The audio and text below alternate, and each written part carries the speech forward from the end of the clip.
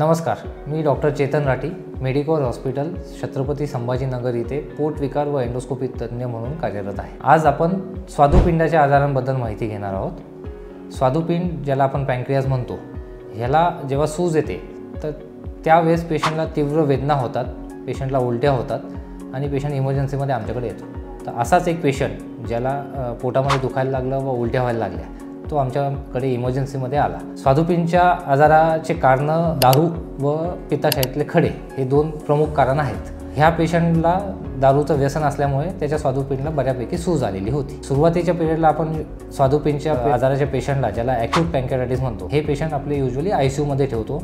त्याची general condition stabilise केल्यानंतर त्याला रूममध्ये शिफ्ट करण्यात येतं। ह्या पेशंटला आम्ही ICU मध्ये 2-3 दिवस ठेवल्यानंतर रूममध्ये शिफ्ट केलं, पण त्यानंतरही त्याला पोटात दुखत होतं व त्याला ताप यायला लागला।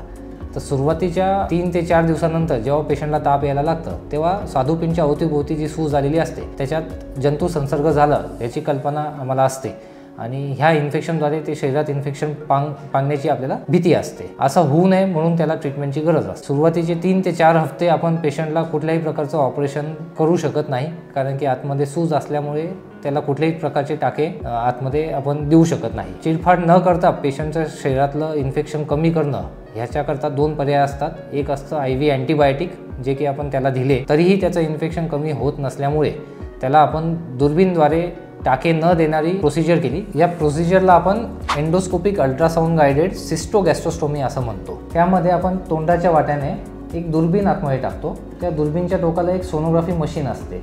हे आपलं जठर आहे, हे स्वादुपिंड आहे, जे पिवळा भाग आहे, जठराच्या पाठीमागच्या बाजूला असतं आणि हे त्याच्या अवतीभोवती जमलेलं कचरा व त्याच्यात झालेलं जंतू संसर्ग जे पूसारखं तयार होऊन जातं आणि त्यामुळे पेशंटला ताप येतं।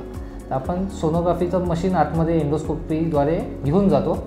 त्या पूला आपण लोकलाइज करतो ते कुठं आहे आणि त्यामध्ये एक जठराच्या आतून एक छिद्र करून एक स्टेंट टाकतो। ही मेटलची जाळी म्हणतो, ठीक आहे, त्याला लुमेन अपोजिंग मेटल स्टेंट म्हणतात। तर त्या पूचं कम्युनिकेशन आपण जठराच्या आतमध्ये करतो आणि ते सगळं पू शरीरात न पसरतात आतल्या आतच ड्रेन केलं जातं। तर ही एंडोस्कोपिक अल्ट्रासाउंड गायडेड सिस्टोगॅस्ट्रोस्टोमी ही एक मिनिमली इन्व्हेजिव्ह प्रोसिजर आहे, ज्याच्यामध्ये आपण अत्याधुनिक तंत्रज्ञानाचा फायदा घेऊन पेशंटला ऑपरेशन न करता दुर्बीणद्वारेच बरं करतो।